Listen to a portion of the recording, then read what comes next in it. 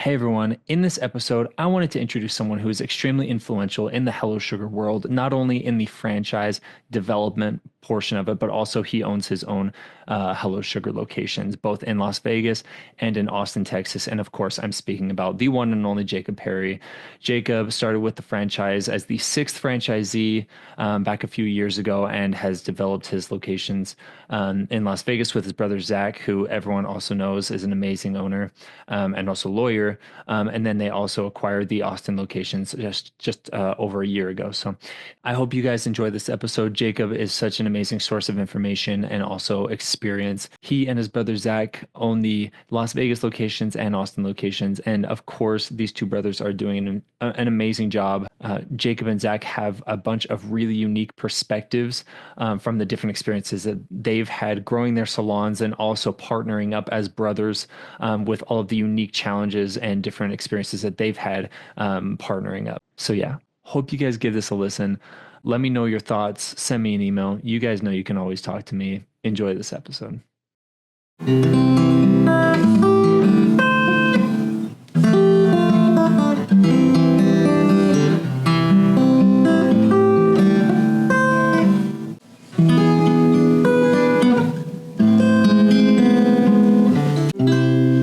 Something like that. That's incredible. How long have you been playing the guitar? I got my first guitar when I was 15 years old. I just turned 39. Happy birthday. Yeah, in October. So it's been a little bit. I just want to introduce you a little bit. Jacob Parry, you met Brigham 8 years ago. You met the owner of this franchise, Hello Sugar, 12 years ago. Oh, wow. You guys have a history. You guys went back a long time doing marketing together. Am I right? Yeah, in 2012, I worked at a digital marketing agency called 97 Floor, and we focused on SEO. That was almost all. We did some design too. We had a design team, but it was an SEO organic agency. I was their sixth hire.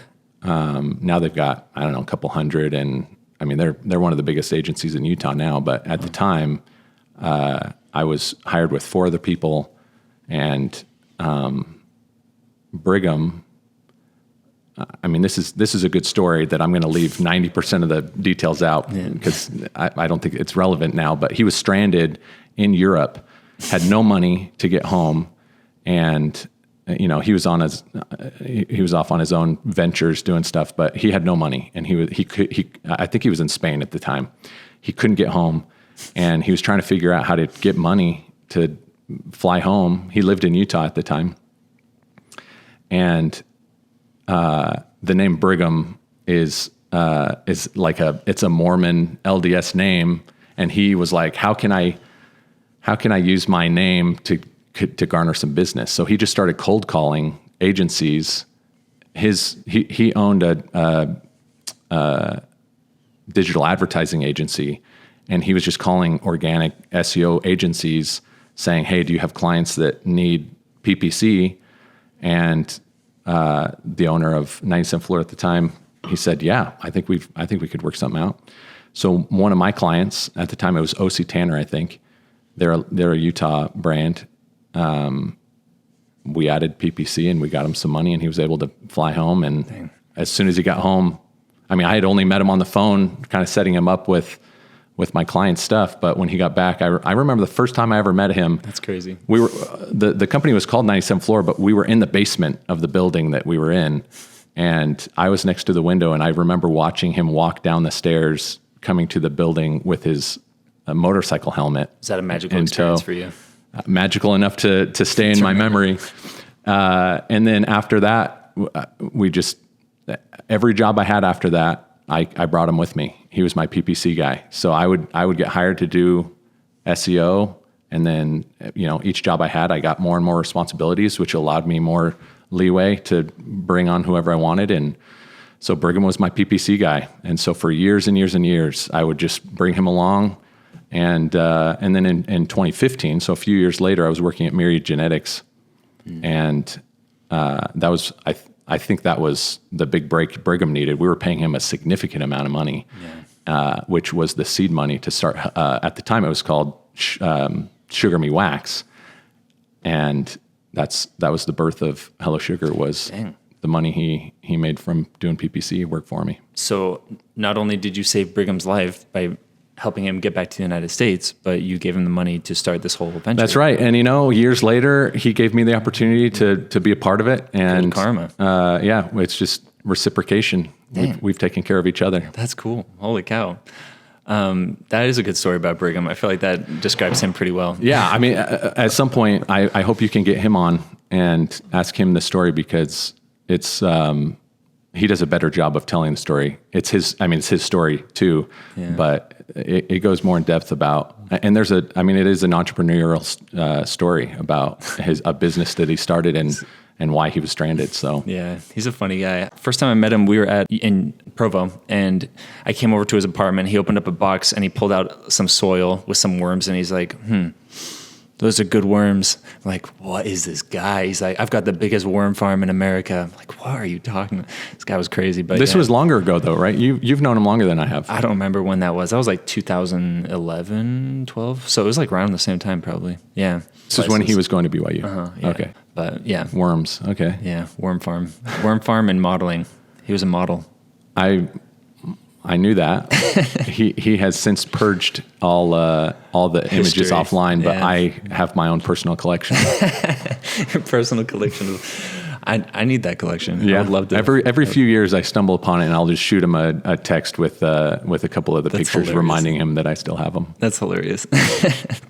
I love that. So you worked in marketing with Brigham a few years ago. You guys connected again. He was asking you about you guys connected about marketing, but also you guys were just friends going back, and he invited you to come work with Hello Sugar. How did that whole interaction happen? How did you join Hello Sugar?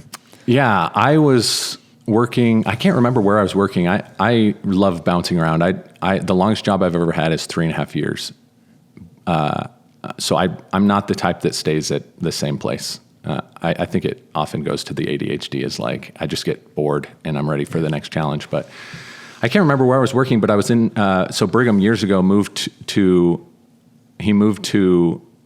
Arizona, and I was there on business, and I was just like, hey, let's get together for lunch. And so we went to lunch together, and he was telling me that he was starting a franchise. And I mean, you were already in it at this point. In fact, I just checked this. I think I was the 6th location. Just like after Austin, or right around Weston. So John and I my first location was started the very same day as John Denver. Glazier's Denver location. Yeah. So he already had his Meridian location, and his second location was open the same day as my first location, which was in April. I went to lunch with Brigham in February of 2022. He was telling me about the franchise, and at the time I was like, that sounds cool. Like, I want in. What's funny about that, I mean, there are multiple funny things. One, I'm not the type of person you would look at and think, yeah, this guy's a waxing and sugaring guy. So being interested... I don't know, you got a clean head, dude. I don't know. I mean, you can't wax your head. Yeah, so he was just, I mean, at this point, this is in 2022, so he's been doing it for 7 years. I remember the first location he opened in the back room of a plastic surgeon office, and the thought I had of like, what are you doing, dude? Like, this is so weird that you, of all people, are like getting into waxing and sugaring. But 7 years, fast forward from that, we're at this lunch. He's telling me about this franchise idea. And I was like, yeah, dude, this is cool. And this is back when he was only talking to his friends and family about it. And then I remember flying home, and I just couldn't get it out of my mind. I called my brother on my way home from the airport, tell him about this idea, and he was interested too. So I remember at the time, and we still tell prospective owners this, it's about 3 months between signing your franchise agreement to opening. And I had mentioned my hyper focus earlier.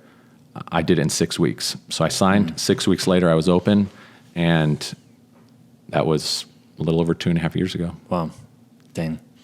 That's crazy. Yeah. I remember back in the day, you were talking about this. Brigham, he would always come to like events where my friends or family would be at, and they'd ask him, Brigham, what do you do? And he's like, yeah, I wax genitals. I'm like, oh, Brigham, don't say that, man. That's so embarrassing. But then now at my events, people ask me what I'm doing, and I do the same thing. My mom is so embarrassed of me. She's so embarrassed. So now that you've, I imagine at some point we'll talk about this, but you've introduced laser hair removal at your locations. Yeah. Have you changed how you describe yourself? No, I get why he did that. Yeah, it's a badge of pride. It's a badge of honor, I feel like, where it's just, yeah, I wax genitals for a living. That's what I do. I don't know. It's weird, but yeah, it pays the bills. I like it. Well, it's one of those questions that under normal circumstances, it's boring to answer, but you find a way to. Yeah. I'm still trying to figure out how to. Yeah, how do you answer what I do? So not like that.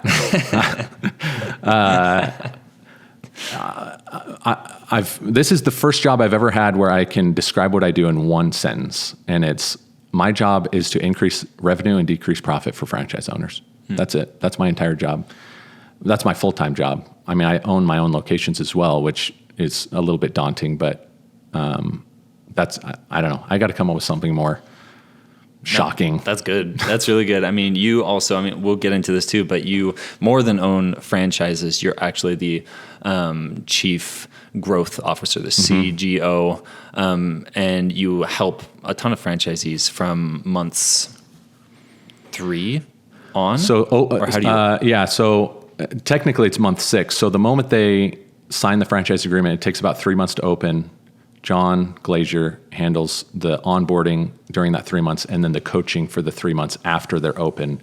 And so 3 months after they're open, this isn't a hard and fast rule, but it's about around that time. John determines how eligible people are, how ready they are, and then when he feels like they're ready, which it's loosely outlined as, can they sustain themselves without additional coaching? Like, do they still need a little bit of help? And if they do, that's okay. He'll stick with them for a little bit longer. But I don't think I've gotten anyone really before the 3 month mark, but between 3 and 5 months open is when he hands them off. And then, he meets with them regularly every week. And then we have a handoff where I give my spiel where it's like, we're not going to meet as regular as it's kind of as needed. When I meet with, I really am a coach. So I'm a business coach for the franchise owners. Yeah, that's awesome. I mean, it's incredible, the actual systems that are in place at the franchise level. Just, I feel like it's unique to Hello Sugar.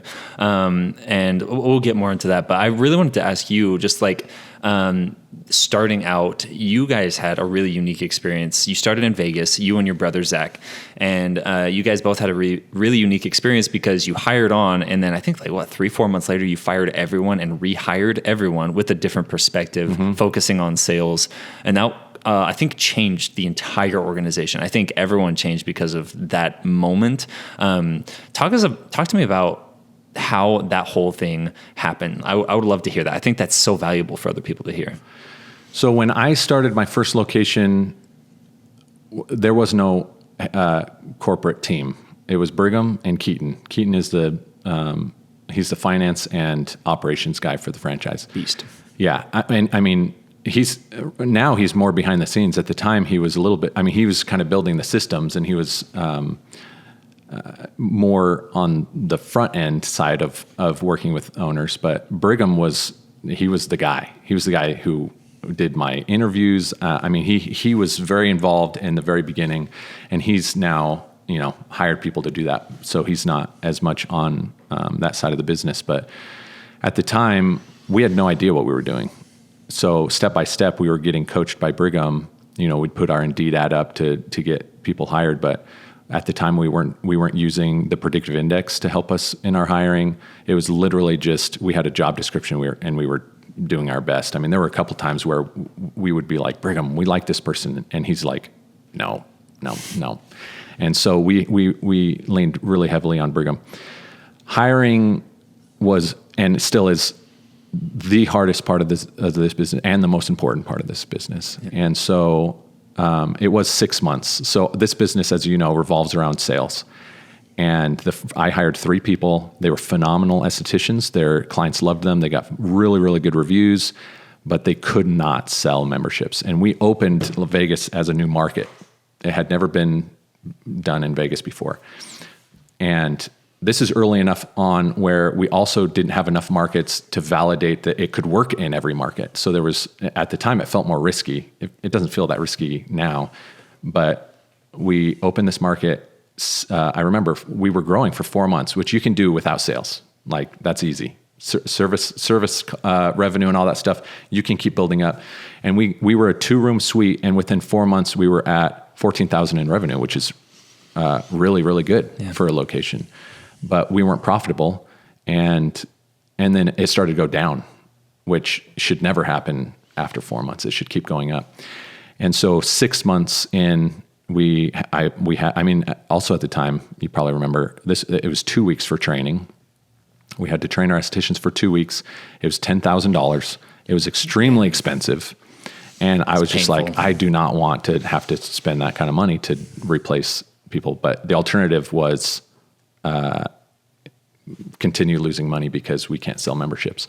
I remember our membership conversion rate was, on average, between the 3 estheticians, 16%. And that's just really quick, membership conversion rate being if 10 clients come in and 2 convert, that's a 20% conversion rate. Yeah, it's the percentage of opportunities that are non-members who become members. And we've identified that it needs to be around 45% in order for there to be healthy growth. I mean, you could do it a little bit below that, but we created the standard 45% or you're eligible for termination. Like, it has to be 45%. And so being at 16% was catastrophic. And anyway, we made the decision we got to whitewash. So we let everyone go, rehired, and we completely changed the entire process of identifying who we needed to hire. That was the paradigm shift of, we're not hiring estheticians anymore. We're hiring salespeople who just so happen to have their aesthetics license. And we still have our hire from that whitewash from over 2 years ago. It's incredible. Why couldn't you just retrain the people that you already had working for you? What was the issue there?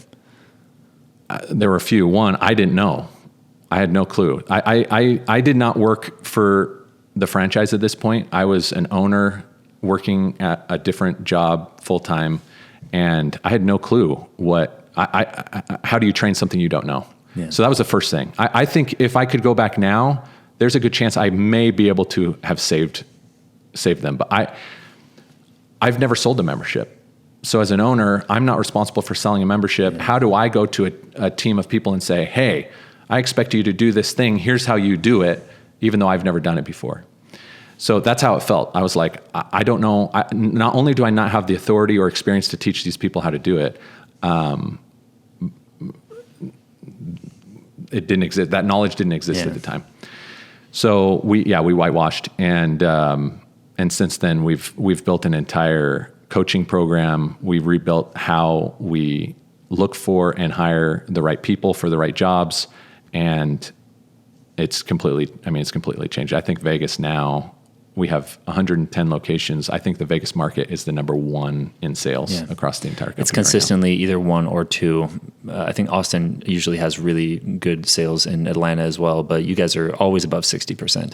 Last month, I think it was like 60-something%. Yeah, I think on it, we have 12 or 13. I think we have 13 estheticians working for us in the Vegas market. We have 5 locations, and between the 13, our average is between 60 and 63% pretty consistently. It's crazy. Yeah. That's amazing. I think our average, like our high, is around 45%, and it's hard. It's hard to get above that. So it's amazing that you guys are able to consistently get above 60%. Yeah. Now the challenge is not how do we sell memberships. It's how do we prevent churn, because our churn rates are higher than average. Client churn or employee churn? Client churn. Yeah. Employee churn, I mean, we could talk about that, but our employee churn right now is probably the best it's ever been. I just looked, our average tenure across all of our estheticians right now is just below 12 months.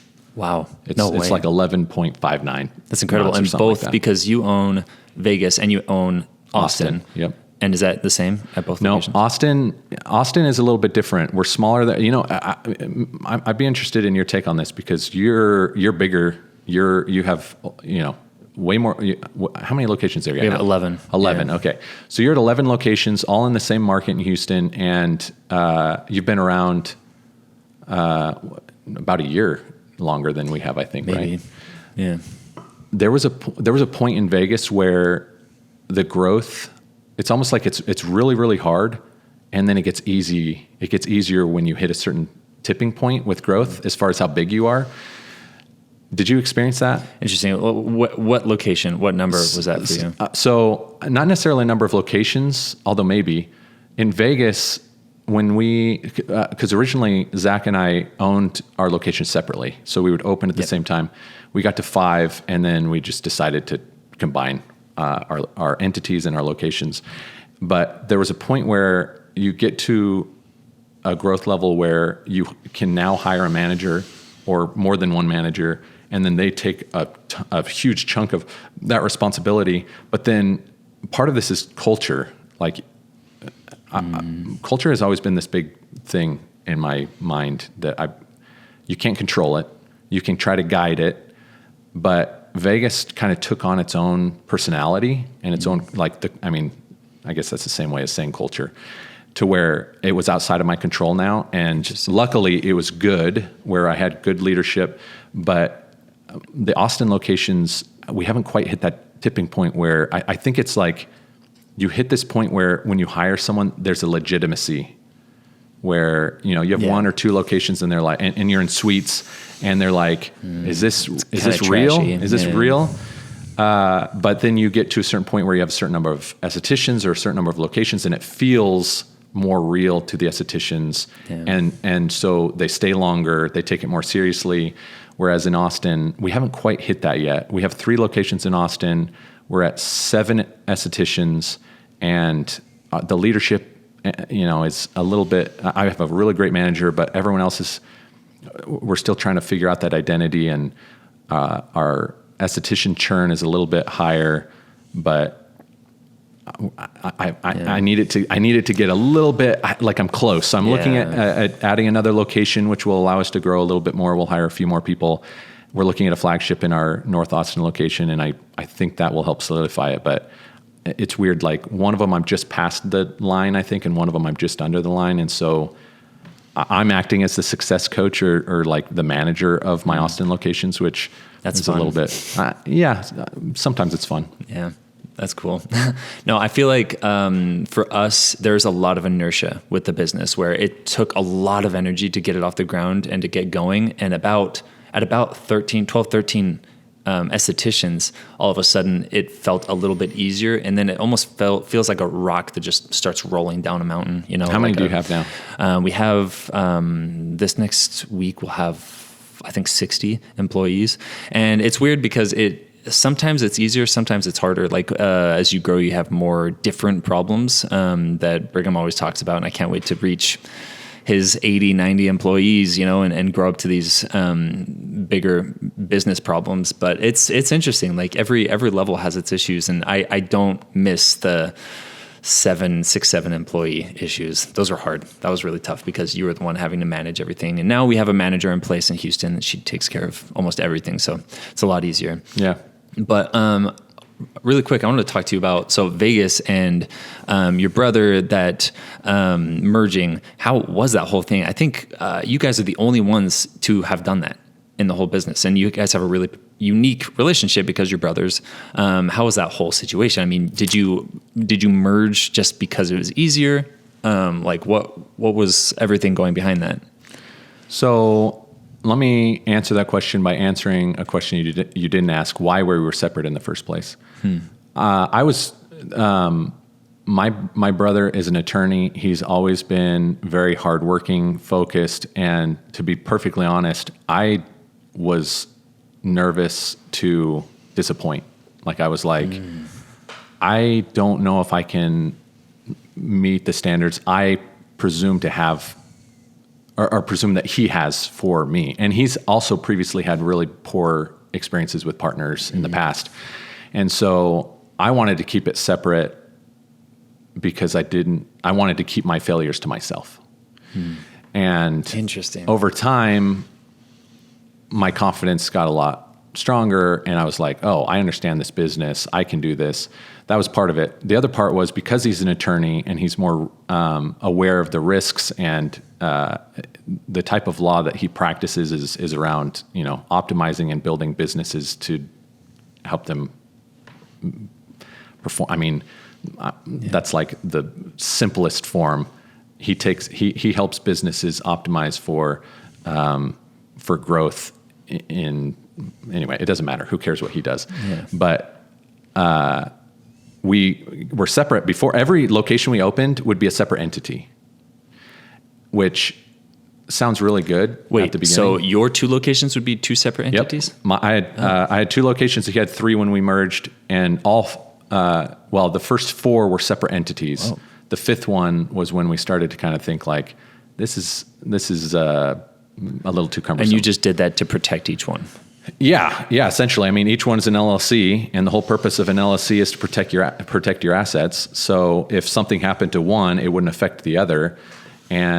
But what we didn't either realize or think through is the more locations you have, the more a headache it is. Because if they're separate entities and you have estheticians working at different locations, they're technically working for different businesses. Yeah. So they have multiple jobs and they're getting multiple paychecks. And so it became a super headache. And so we decided, hey, let's simplify. The risk is really low that anything is going to happen that would affect, this business in the ways that we were trying to protect from.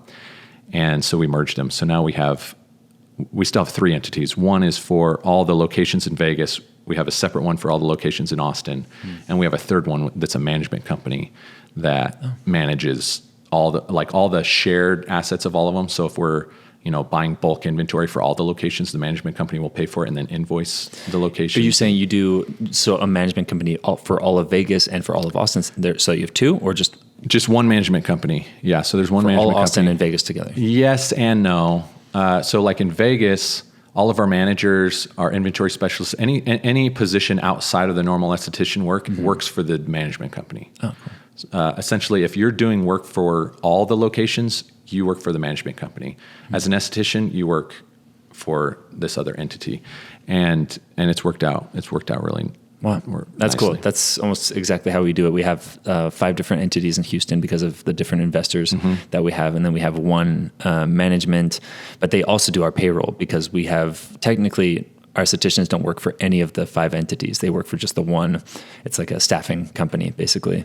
That's smart. Then they do inventory management as well. So yeah, simplifies things so much. The payroll was such a headache. That's interesting. And so you guys then merged because you decided the risk was lower. Not a concern for you guys. You merged and now everything is just so much better in Vegas. Did you guys have any issues merging, or how was that? Mostly no. I mean, the hardest part was, I'm just going to say no. It wasn't that hard. I mean, we did it on December 31st. So 2023 was the full year was for taxes. We were just like, oh, that's easy. Starting 2024, they're combined, and we don't have to deal with split stuff. But so it was pretty easy. That's interesting. You said something a few minutes ago that I kind of wanted to touch on, and I feel like it's something that I've felt in my life, where you wanted to keep this separate from your brother because you wanted to keep your failures to yourself. And I feel like for me, in a lot of things that I do, I keep it secret because if I reveal it to the public and I fail, it's a much bigger failure and it's a lot more painful. Is that something that like you feel that everyone goes through, or do you feel like this is something that you've experienced in your life and that you just experienced solely by yourself? No. Well, I'm sure a lot of people feel this way. I won't speak for them, but this is, for me, it's kind of isolated. I have an overabundance of confidence, and this is more of a familial thing where, specifically with my brother, he's my older brother. He's 6 years older than me. Growing up, I idolized him, and so I think it's even a unique thing that I experienced, mostly just with him. I would have no problem partnering with anyone else, and I would not feel the same way. It was specific to this older brother guy who has been extremely successful and feeling like I'm in his shadow. I'm okay there, but I don't want I don't want, I mean, anytime you partner with family, it could be weird, and it's been great. So, Wow. Yeah, that was pretty unique. I've had partners in the past, and in no way have I ever felt even remotely close to that kind of Interesting. insecurity that I did. Yeah. Interesting. Yeah. I like that. You do have an overabundance of confidence. And this is something I don't think it comes from just unawareness either. I think you spend a lot of time hyper focusing on things. And because of that preparedness, I feel like you become confident. I see that when we go golfing. Jacob, for everyone listening, is an amazing golfer. And I think you just like hyper focus on it and spend a lot of time caring about something and caring about the result. And you have a very high standard for yourself. And I think that gives the confidence credibility. Yeah, in certain aspects of my life, I think that's true. I think my wife could find a few things I should hyper focus more on. Is that true? My wife's filming. So. You feel the same way about me? That's probably a universal feeling. Probably universal wife Yeah. feeling, yeah. So question, you guys have also another really unique thing about your business because you bought Vegas, which I think most people would consider that culture to be more northern or Midwestern. And then you guys also have Austin, Texas, which is a fairly unique part of Texas, but I would still consider it pretty southern. And the cultures are pretty different. Are they pretty different? They're very different. How is that, owning both locations, running Vegas versus running Austin? Vegas, Vegas itself, take Hello Sugar out of it, has its own culture. I mean, it's a very tourist attraction type place. A lot of people come there. A lot of our clients are strippers, and it's just, it's very different. You don't have that kind of city type culture in Austin, which is more, it has its own. I started Vegas from scratch, and I bought Austin after it had already opened. I bought Austin before I had ever been to Austin. I'd never been to Austin before, and I made the purchase and then went to Austin for the first time 2 weeks after You didn't visit before you purchased it. How much money did you guys spend? Can I ask? Yeah. So we bought Austin, 3 locations. One of them is a 2-room. The other 2 are 1-rooms for $120,000. Wow. That's incredible. I think it was a pretty good deal. I mean, the guy we bought it from was not completely honest about like how much inventory there was, and that wasn't something that we thought to verify. So we had to put more in to get it to the level we thought we were buying it for. But overall, it was a really good deal. But Austin is, Austin has its slogan, "Keep Austin Weird."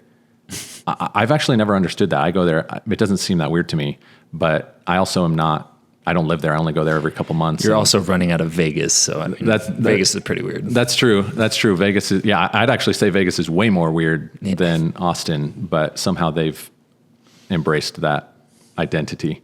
But Austin is, it is southern. It's way more southern. It's interesting how different, like they're way more polite. Even people, my staff that's talking to me, we were talking about this before we started. They always call me sir, which I don't love. I don't tell them not to, because that feels weird too. But their work ethic is usually better. Our staff meetings are way more lively, and they seem to be more comfortable in that setting. Whereas in Vegas, for whatever reason, it's really hard to get them out of their shell in our staff meetings and stuff. But yeah, the culture is a little bit different. In Vegas, it's super easy to hire, and we get way more high quality candidates in Vegas. Oh, interesting. And in Austin, it's harder to hire. I think.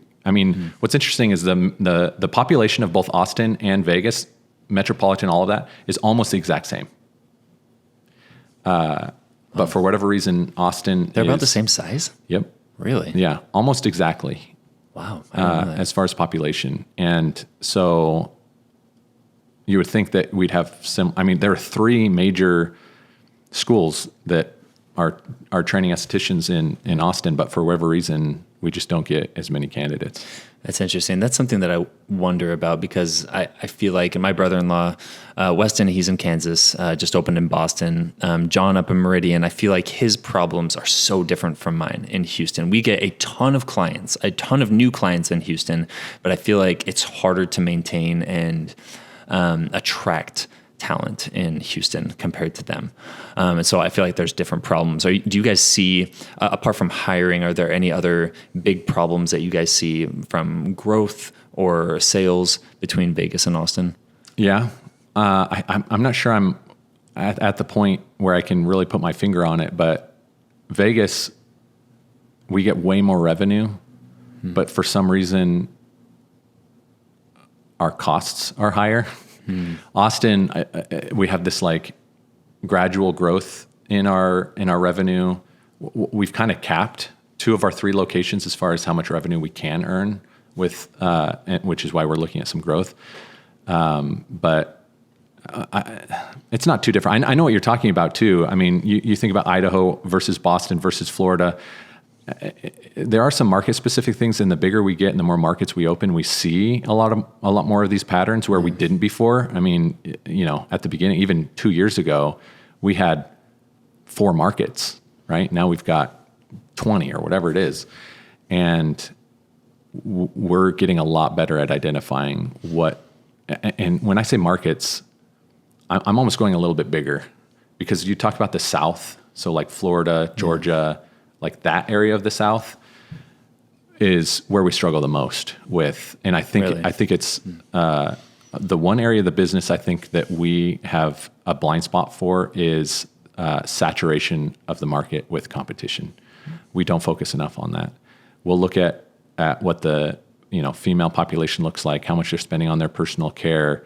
We're looking at race demographics and income, and we've got those pretty locked in. We know exactly what we're looking for and what will work and what won't work and what numbers should look like, but we have not really tapped into the competitive market in each of these markets. So that area in the South, I think, is very, very different. They're more the mom and pa shops. You think about Florida and the climate there. I think you would think, oh, that would be an amazing market. Miami should kill it. Holy cow, everyone's always at the beach and all this other stuff. And we haven't seen that in Miami. And I think it's because everyone thinks that. So on every corner, you've got people doing waxing and sugaring. And so it's just way more competitive. That's the portion that I'm more interested in, is what that looks like market to market. We've made Hello Sugar's model work in every market that we've been in. It's just a matter of how long it takes.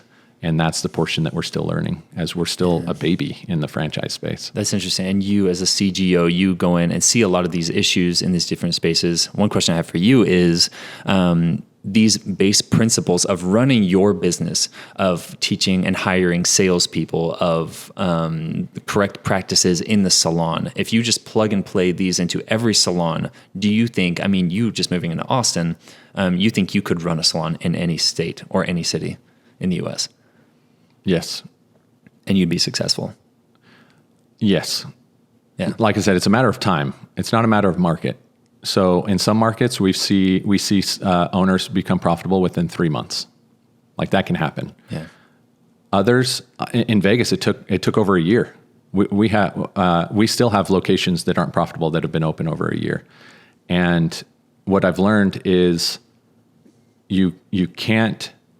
It's all about expectation management. I talk about this all the time. We have to manage the expectations of owners coming on.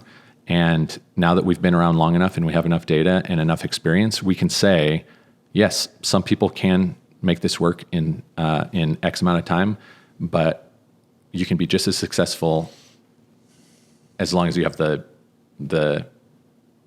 money the runway to keep going. Eventually, you can get to profitability. And I'd say, it wouldn't be until after 18 months that I would really start to worry. If all other things were lining up and you're like, this looks good, these metrics, these lead indicators, all this stuff, this looks good. It's just like Tampa, Florida, for example, that was, we would look at his ads, we would look at his growth month over month, other things we'd have to account for. like churn of his estheticians and things, but everything was looking good. And it really just came down to, I think you're going to be fine. Everything points to just give it a little bit more time and you'll make it there. But anytime you mismanage expectations and people think that they're going to be making X amount of revenue or X amount of profit in X amount of time, and they don't do that. I mean, that's kind of what happened to us. We thought we were going to be profitable within 3 to 6 months. That was the message that was given early on. Yeah, and that we blew way past that, and you start to feel like a failure. You're like, I feel like I'm failing. Most owners do not have access to the revenue information of other locations. They have no idea how they are doing compared to other locations. So it's easy to start to fall into that trap of, I'm failing because X, Y, and Z. Funny-ish story. Dallas, Texas, we had owners that their schedules were almost 100% full, like almost all the time. But the one owner, her background was she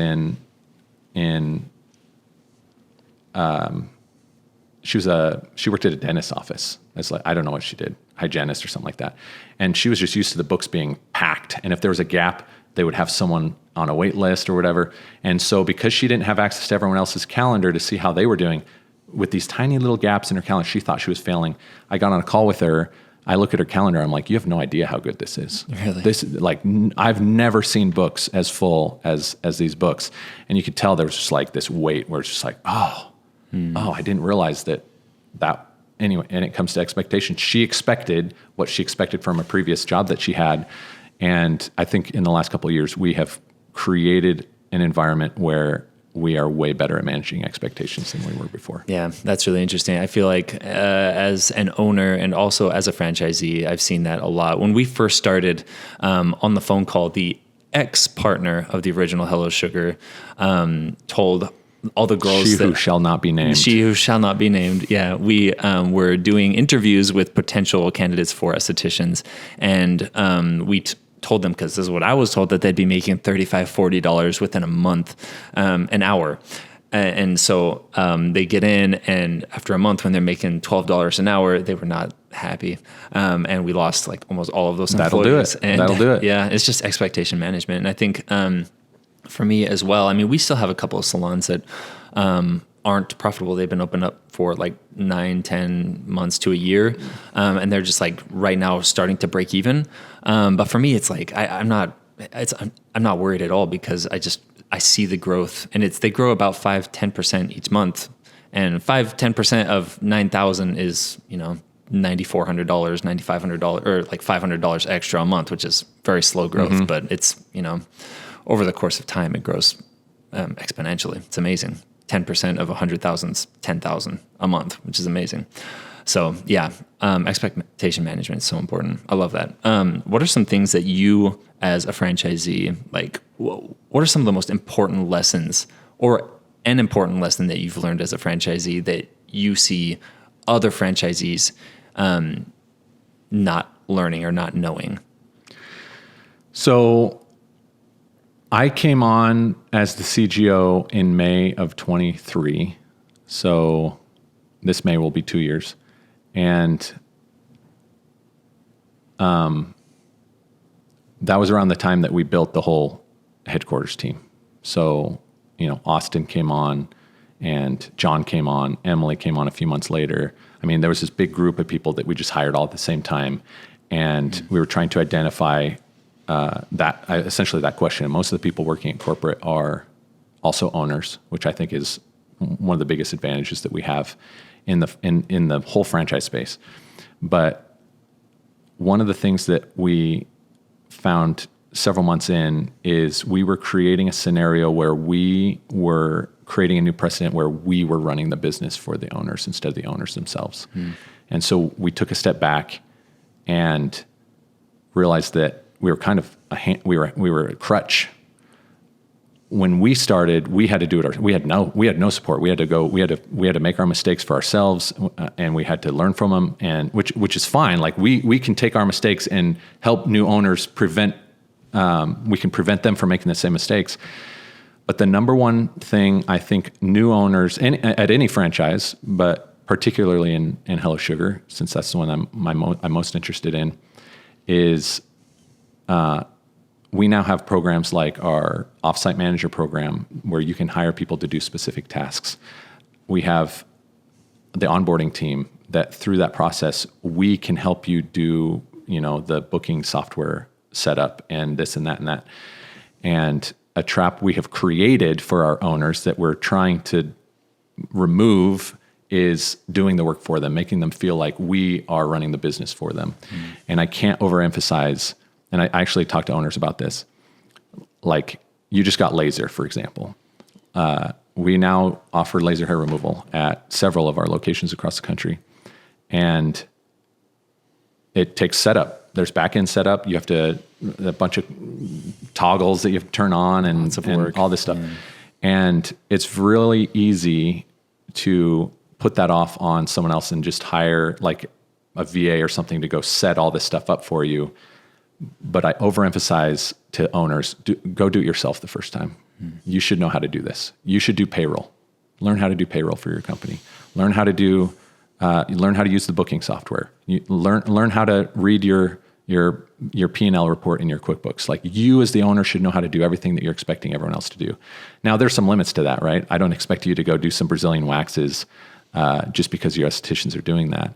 But on the business side, you should know how to run the business before you start asking other people to do it for you. That's interesting. I feel like with Hello Sugar, a big thing for me is that if I went and started another business, I'm not sure if I could get it anywhere close to this just because of the things that Hello Sugar is doing for me, namely the ads. I mean, all of our clients are just coming in for free. I don't have to do anything with that. I just give them money, and it's so easy.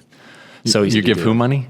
Hello Sugar, Dallas Media, Google, Facebook. Yeah. Sorry, manage it for me. That is a huge benefit that Hello Sugar offers. Is it was founded by marketers. Yeah. I mean, almost more than half the founding team came from a marketing background. Yeah. So that's one aspect that, I mean, Brigham's background was in digital advertising, which is almost all we do.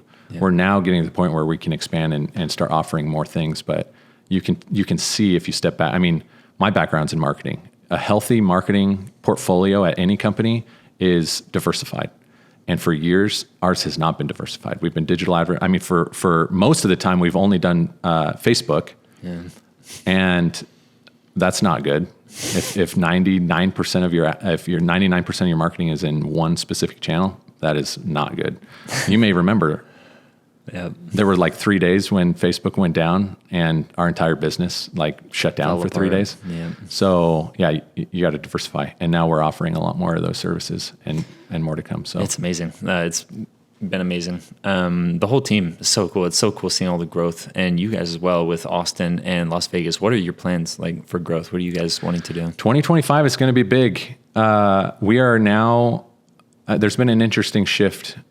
It's fun talking to you about this because you've been around this whole time. This isn't news to you, but we started as a suites company. I mean, we have 110 locations. We probably only have 15 flagships out of all of those locations. And 2025 is going to be the year of flagships. Mm-hmm. So we have a lot of flagships developing. We are now at the point where we a lot of 15 flagships. It's around that many. Yeah. Wow. It's not that many. And most of them are not the franchise. Most of them are on corporate side. Yeah. On the franchise side, we 12. have, I think, less than 5 are even on the franchise side. So, which I think is it's genius. Yeah. Like that's the best way to grow a company is mitigate risk and lower the barrier to entry. Yeah, and that's what we did. Yep. I don't know of any other company in the franchise world that creates an opening for people to come on at such a low cost, low risk, that can then grow into their space and at a gradual rate. You think of any other competitor, even in our own space, it's hundreds of thousands of dollars in investment. That's their entry level. And our entry level is a pittance to that. It's way, way smaller. So we're able to attract younger, very entrepreneurial driven owners that may not have previous experience in business ownership, but that are eager and hungry to be successful. So we have a really good group of franchise owners. But 2025 for us specifically, is our year of flagships. So right now I'm looking at 2 flagships currently, another location, a 4th location in Austin downtown that we're locking in. There are 2 other locations in Austin I'm looking at. They're actually Leander up north and I can't remember the other name of it, but 2 cities just north of Austin that we're looking at. And Vegas is pretty saturated. We have 5 locations there, but like I mean, Vegas it's in a valley, it's circular. If you like superimposed a clock over it, everything between noon and 3 is no man's land. That's like demographic that is, we often follow European wax. They spend millions of dollars in developing their demographic data for where locations should be. So we kind of piggyback off of that a little bit, but we've identified that, by our own definitions, that whole segment of the valley is basically can't do anything there. Yeah, you can't. In fact, I know Houston has sections Similar, like that too. yeah. In fact, if same clock, I know Houston, anything between 3 and 6, that southeast section is kind of also noon and 3. It's and noon and 3. So the whole 50% of that side. Yep. You don't really have anything over there, right? No. I think it's the same thing. So I mean, it's fun that we can identify things like that, and we can look at that in any market and identify these are the spots that we kind of want to stay away from. And we've learned how to define success. We know what success looks like, and we can get you there. Man, that's so cool. So you guys are planning on doing flagships this year? Oh yeah, that's so exciting. Yeah. We have to. I mean, what's left to do? We have locations. Like my very first location is in Henderson. It's 2 suites, and in December it made $46,000 in revenue with two suites. We launched Laser, which typically a 2-room suite will peak at around $40,000. If you're at $40,000, you're well beyond where. I mean, once you hit $30,000, that's when we start thinking about a flagship. And we hit $40,000, and we're like, okay, let's start doing a flagship. We launched Laser, pushed us beyond that $40,000. We're running hard trying to get a flagship there now, but I'm very interested. That's so cool. Yeah, that's really exciting. One of the last questions, like, have you grown as an entrepreneur, and if so, in what ways? Like, how have you grown over the last 2.5 years since you've been running Hello Sugar? It's funny. My dream job when I started my career was like CMO. I wanted to be the chief marketing officer of a big tech company. And I was very diligent in making sure that my resume reflected that goal. So I would never take a job with even a title that was under my last title. I did not want anyone to perceive backpedaling. I did not, like, ever. And so even if it was better paying, even if it was more prestigious, the career or the company was better, I would stay away from any position that looked or even was perceived as backtracking. And so, but it was probably it was 5 or 6 years ago. I was a VP of marketing at a healthcare company. I mean, VP of marketing, that's like one step below. See, I never got to CMO. I got to VP of marketing at a company that was making, I mean, almost every major job that I've had, $1 billion company. I mean, we're talking my budgets. At the last job I had before I came to Hello Sugar, my budget was like $6 million a month in marketing. I mean, it was just these massive budgets. And that was my career. That was my career goal. I'm going to be CMO of a major company, tech company. I wanted to be a tech company. And it was right around, I think, around COVID. I don't know if it was this major shift in COVID, but I went and started working from home, and it wasn't anything, there was no like specific trigger, but I all of a sudden became disgusted with working for other people, like in that way. There was a point where I thought, I'm making them so much money. Why am I making this money for someone else? I had never had ambitions to be an entrepreneur. My brother, he started his own law firm. Really?